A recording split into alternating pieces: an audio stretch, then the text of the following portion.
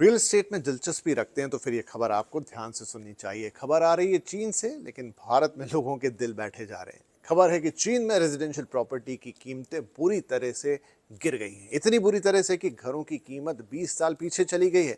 यानी प्रॉपर्टी का जो भाव 2005 में था, आज गिरकर फिर वहीं पहुंच गया है। लेकिन क्यों? आइए इस खबर को जरा गहराई से जाकर समझते हैं।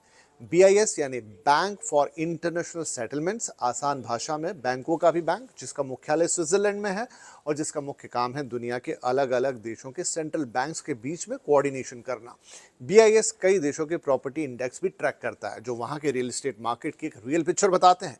बीआईएस का ऐसा ही एक इंडेक्स है, China selected residential property prices.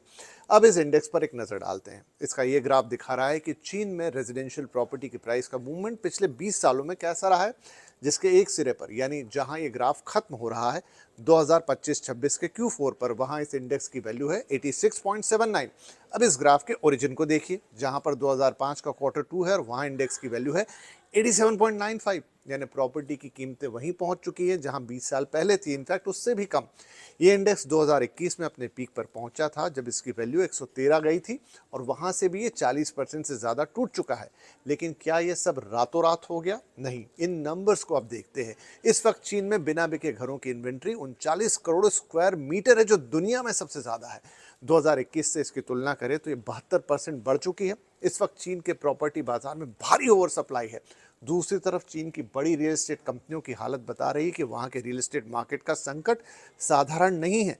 चीन की सबसे बड़ी रियल एस्टेट कंपनी एवरग्रांडे 300 अरब डॉलर के कर्ज के साथ डूब चुकी है। कंट्री गार्डन भी बड़ा डिफॉल्ट करके बैठी है और सरकारी हिस्से वाली कंपनी वेंके 7 अरब डॉलर के घाटे में है और बॉन्ड रीपेमेंट के लिए एक्स्ट्रा टाइम मांग रही है। दूसरी तरफ चीन की सरकार पूरी कोशिश में लगी हुई है कि जैसे तैसे डूबते हुए रियल एस्टेट सेक्टर को बचा ले, लेकिन बेबस नजर आ रही है। रेट कट और परचेज सब्सिडी जैसे उपाय काम नहीं कर रहे। बिना बिकी प्रॉपर्टी को खरीदने के लिए चीन की सरकार ने 300 अरब युआन का फंड भी बनाया, पर बात बनी नहीं।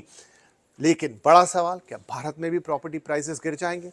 लेकिन इसका एक सीधा और सरल सा जवाब है ना, नो।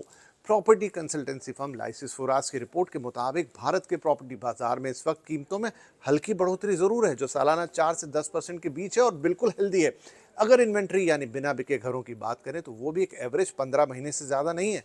रिपोर्ट बताती है कि आज भी भारत का रियल एस्टेट मार्केट एक बेहद अच्छी और मजबूत स्थिति में है। इसलिए घबराने वाली कोई बात नहीं है। आपका निवेश और आपका घर दोनों सुरक्षित है।